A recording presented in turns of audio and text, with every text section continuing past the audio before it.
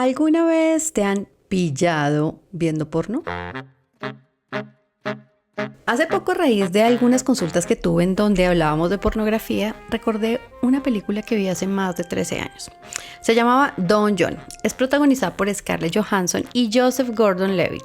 Este último, a quien probablemente debes recordar por Inception o su participación en Batman, también dirige este film. Everyone knows it's fake, but they watch it like it's real life. What are you doing? I was just reading emails. No, you weren't. You were watching porno.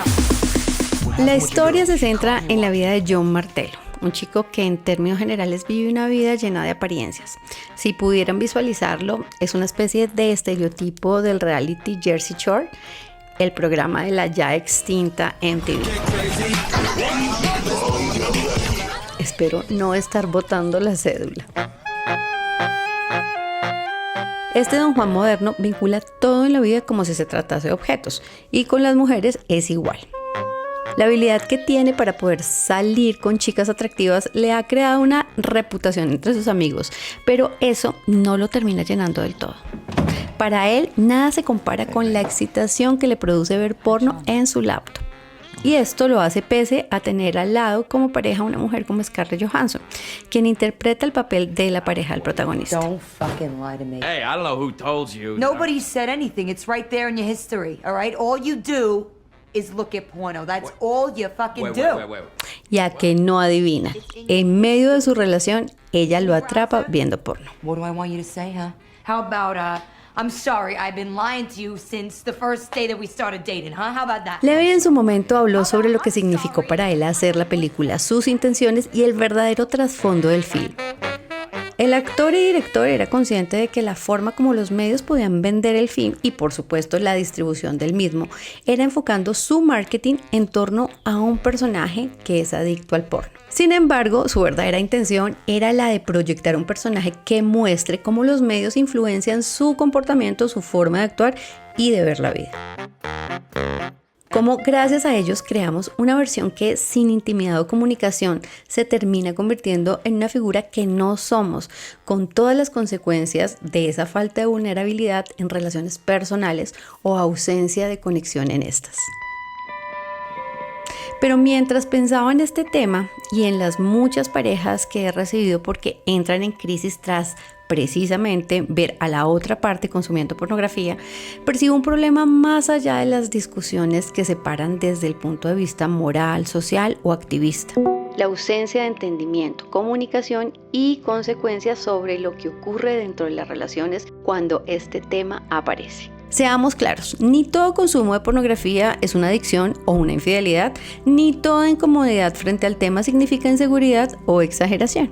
En medio de estos dos extremos existe una conversación mucho más humana, emocional y sexualmente inteligente que muchas parejas nunca aprendieron a tener. Y siento que el verdadero problema es ese, el silencio con el que aprendimos a vivir la sexualidad.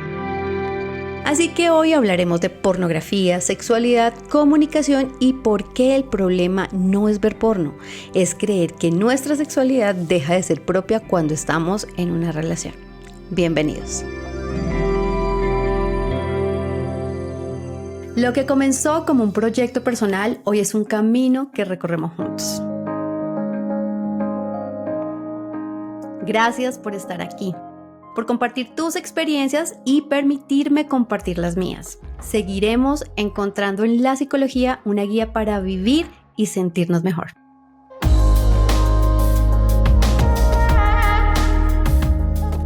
Soy Lorena Polanía, psicóloga, terapeuta individual y de pareja, y te doy la bienvenida a esta nueva etapa de Corazón, un podcast desde el corazón. Descubrí a mi pareja viendo pornografía. ¿Y ahora qué? Si te ha pasado o has sido tú, él o la sorprendida, tranquilos. Este no es el fin del mundo, la relación o el vínculo. Este tema cuando aparece se vive con mucha emocionalidad y poca claridad. La sexualidad. Lo que sí es muy importante tener claro es que el silencio no es una opción. Cuando este tema permanece en silencio, la distancia se instala de a poco, mientras la conexión, deseo o pasión se hacen a un lado. Muchas veces el tema llega de manera inesperada. Un celular abierto, una pestaña que no debería estar ahí, una historia de búsqueda, un video no cerrado, una imagen. Y tras esto, sensaciones y emociones difíciles de explicar. Rabia. Entonces ya no soy suficiente. Comparación. ¿Por qué lo necesita si me tiene a mí? Asco. ¿Esto es lo que realmente le gusta? Inseguridad. ¿Me está engañando? Tristeza. ¿Será que nuestra relación no le basta? En muchos casos, una sensación de traición y, claro, confusión.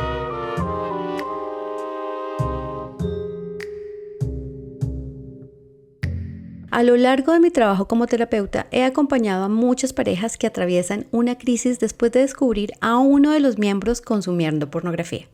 Pero más allá del contenido encontrado, lo que genera mayor malestar son estos cuestionamientos alrededor de ese descubrimiento. La confrontación al tratar de darle sentido a algo que choca con las creencias sobre el amor, el deseo, la fidelidad y la sexualidad. Por eso en este espacio buscamos comprender antes de juzgar. La idea no es señalar a quien consume pornografía, ni invalidar a quien se siente ofendida, ofendido, herido o traicionado al descubrirlo.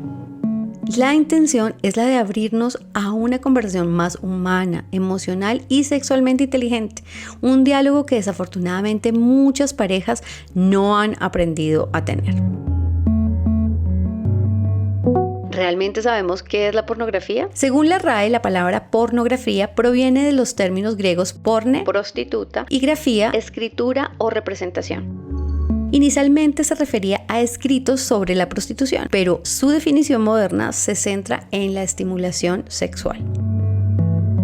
Pero además, esto no es algo nuevo. Hay artículos como uno de la revista Science de mayo del 2009, donde se registran hallazgos de pornografía que datan desde hace más de 35.000 años. Y si crees que la pornografía es únicamente videos explícitos, pues te cuento que el universo es mucho más amplio. Hay videos, sí, claro, pero también hay audios, textos cortos y literatura erótica. Pero no te quedes solamente con esto. Hay también una estimulación desde otro tipo de contenidos, algunos que ni siquiera son censurados o que hacen parte de nuestro día a día. Perfiles de redes sociales, catálogos, revistas. La estimulación está al alcance de un celular. Por eso, antes de hacer un juicio a priori, es importante dejar claro que el consumo ocasional de pornografía es muchísimo más común de lo que muchas personas creen. Eso no significa que tenga que gustarte, tampoco que no pueda incomodarte. Y no significa que no pueda convertirse en un problema, pero sí hace más importante hablarlo con más profundidad y menos moralismo. Crecimos con la idea muy romántica y bastante irreal sobre las relaciones. Si mi pareja me ama, todo su deseo sexual debería dirigirse únicamente hacia mí. Lamento tener que ser quien ponga tus pies sobre la tierra, pero el deseo humano es mucho más complejo que eso. Tener pareja no elimina automáticamente la fantasía, la imaginación erótica, la masturbación, la curiosidad sexual ni el mundo interno del deseo. Y hablar de eso no es justificar cualquier comportamiento, es entender que el amor, el deseo y la sexualidad no siempre funcionan exactamente igual. Una persona puede amar profundamente a su pareja y aún así tener fantasías, estímulos sexuales individuales o espacios íntimos propios. El problema es que muchas parejas nunca hablaron realmente de sexualidad, sexo, erotismo, deseo y placer. Imagínate, si hay parejas que les cuesta hablar de dinero, de sus familias políticas, incluso de sus proyectos de vida, imagínate qué tan abiertos pueden ser al hablar de sexualidad. Les dejo este datico de cóctel. En mi consulta, 8 de cada 10 parejas no hablan de manera profunda sobre sus fantasías, sobre masturbación, límites, erotismo o acuerdos sexuales. Se encuentran en un mundo íntimo, sí, desde la piel. Claro, eso es muy importante, pero muchas veces sin lograr conectar desde el entendimiento, la vulnerabilidad, la confianza y la curiosidad mutua. Durante los primeros encuentros esto suele pasar desapercibido porque pues la pasión está a flor de piel y hace gran parte del trabajo. Pero con el paso del tiempo, las conversaciones que nunca se tuvieron comienzan a hacerse necesarias. Es en esos escenarios donde el descubrimiento del consumo de pornografía se da sin contexto, sin acuerdos previos y sin herramientas emocionales para comprender lo que está sucediendo. Consumo ocasional versus consumo compulsivo. Hay una diferencia clara entre un consumo ocasional de pornografía y un consumo compulsivo o problemático. Ojo con estas red flags. Reemplaza constantemente la intimidad en una pareja. Interfiere con la vida cotidiana. Afecta el deseo sexual real. Genera aislamiento. Se convierte en una forma de evasión emocional. Produce dependencia. Rompe acuerdos explícitos dentro de la relación. Se vive desde el secreto constante y compulsivo. Ten en cuenta que si la pareja ya venía desconectada emocional o sexualmente, la pornografía empieza a ocupar un lugar de refugio o sustitución. Recuerda, cuando la pornografía deja de estar relacionada con la exploración del erotismo o la fantasía y comienza a funcionar como una forma de evasión emocional, estamos ante una situación que merece atención y en muchos casos acompañamiento terapéutico.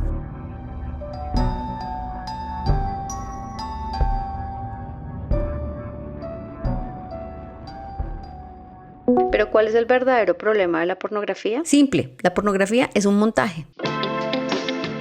Muchas personas aprendieron sobre sexo viendo pornografía, sobre cómo debería verse un cuerpo, cómo debería funcionar el placer o cómo debería comportarse un hombre o una mujer sexualmente, tanto en contextos heterosexuales como homosexuales.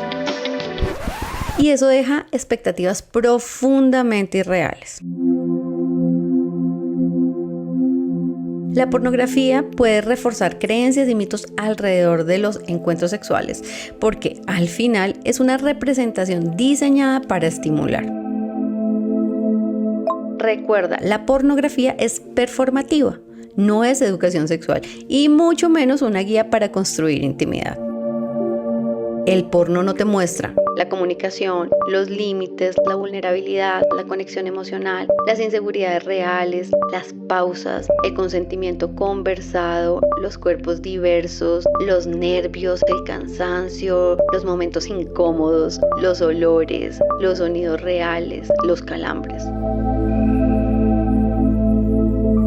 En términos generales, la pornografía no te muestra la complejidad auténtica de la intimidad humana. Y es allí donde las personas se equivocan al intentar comparar su vida sexual real con una representación editada, exagerada y performativa del sexo. Recuerda, la vida real jamás podrá competir con una fantasía diseñada para estimular constantemente. La pregunta no es, ¿ves porno? ¿Sí o no? Es que no debería ser solamente una pregunta, sino toda una conversación, una charla donde nos preguntemos. ¿Cómo vivimos nuestra sexualidad dentro de la relación? ¿Podemos hablar del deseo sin culpa? ¿Qué acuerdos tenemos? ¿Qué nos incomoda? ¿Qué necesitamos emocional y sexualmente? ¿Qué silencios hemos sostenido durante años? ¿Qué entendemos cada uno por intimidad, fidelidad y erotismo? En muchas ocasiones, lo que rompe a las parejas no es la pornografía, es la incapacidad de hablar honestamente sobre su sexualidad. Hablar de sexualidad también es hablar de humanidad. Necesitamos un acuerdo sobre lo fundamental en la sexualidad. Necesitamos aprender a tener conversaciones más maduras y compasivas sobre el deseo humano, no desde el juicio, la vergüenza o el todo está mal. Tampoco desde la invalidación emocional del otro. Hay quienes sufren, se incomodan, se castigan o se culpan profundamente con este tema.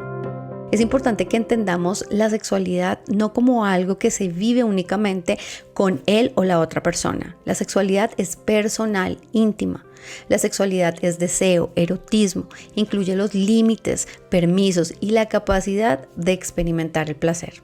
La dimensión individual de la sexualidad existe y merece autoconocimiento, exploración y desarrollo.